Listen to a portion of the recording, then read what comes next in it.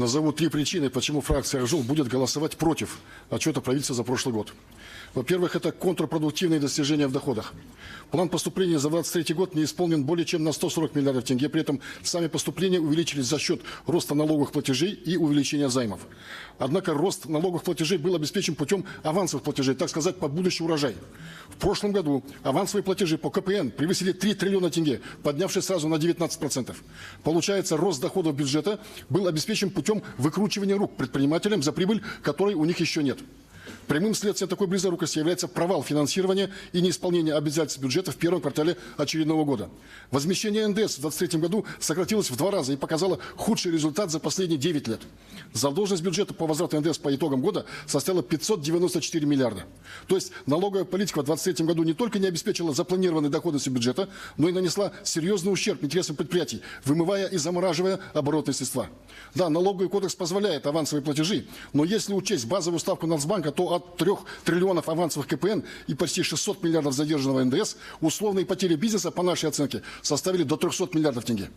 Напомним, из-за задолженности бюджета в 7 миллиардов НДС японская компания Маревен из Кунаева приняла решение о переносе экспортного производства макаронной продукции в Узбекистан, о чем фракция «Ак Жол» направляла запросы правительству. Так реагирует бизнес. Что касается займов, то эти данные вообще некорректно рассматривать в виде доходов бюджета. Расходы на их обслуживание за 3 года выросли в 2 раза. В 2023 году на эти цели было направлено 4 триллиона 258 миллиардов, что съело 28% от всех ненефтяных доходов. Как говорится, берешь чужие деньги и на время, а отдавать нужно свои и навсегда. Вторая причина – ставший уже хроническим раздвоение, так сказать, когнитивный диссонанс расходной политики правительства. Рост расходов на затратные программы и сокращение финансирования реального сектора, что подрывает воспроизводство доходов. За последние 10 лет доля реального сектора в расходах бюджета упала в 1,5 раза, до 16%, а доля бюджетов развития обрушилась вдвое, до 10%. Можно констатировать, что потенциал замещения расходов бюджета успешно подрывается, а реальный сектор стал пасынком правительства. Определенный оптимизм вызывает рост обрабатывающей отрасли на 4,1%. Но, учитывая объективную ситуацию, неизвестно, сколько в этом показателе составляет латентный реэкспорт наших соседей и завышенная оценка внутристрановой ценности собираемой техники. Не случайно президентом Токаевым поставлена задача по переходу к мелкоузловой сборке и отечественному производству комплектующих машиностроений. Эти вопросы требуют отдельного изучения. Также не обольщаемся радужными цифрами увеличения количества МСБ на 10%, превысив 2 миллиона субъектов. Она сопровождается резким ростом доли ИП с 60 до 82%, что по оценкам ВАП не исключает тенденции искусственного дробления бизнеса. Доля же среднего предпринимательства за 3 года снизилась до 1,3%.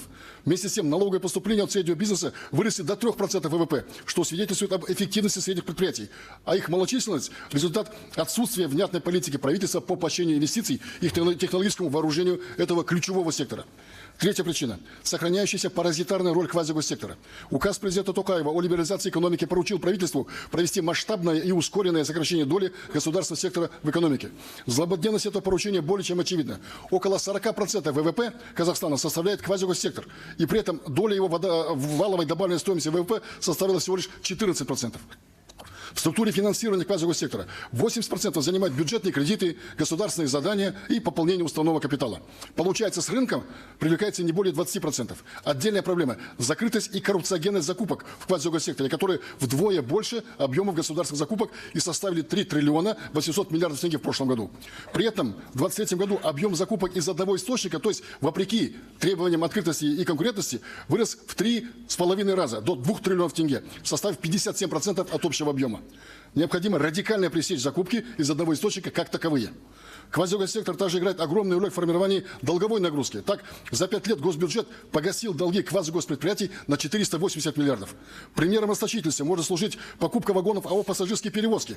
Договор за счет бюджетного кредита был оформлен в тенге, но с привязкой к курсу евро и с ежегодной индексацией. А значит, итоговая сумма заведомо превысит заложенные средства.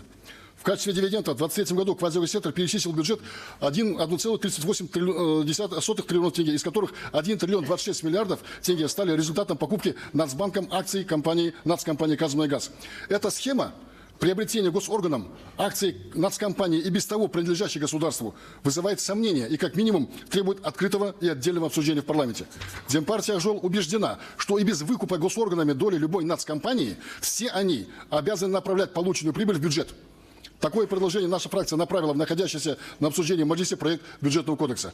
А без учета дивидендов от покупки субъекты квазигоссектора вернули в бюджет в 2023 году только 260 миллиардов, то есть лишь 10% от чистого дохода, что мы считаем унизительным для государства и общества. Правительство проводит курсы финансовой грамотности для населения и граждан, но само никак не научится считать государственные деньги.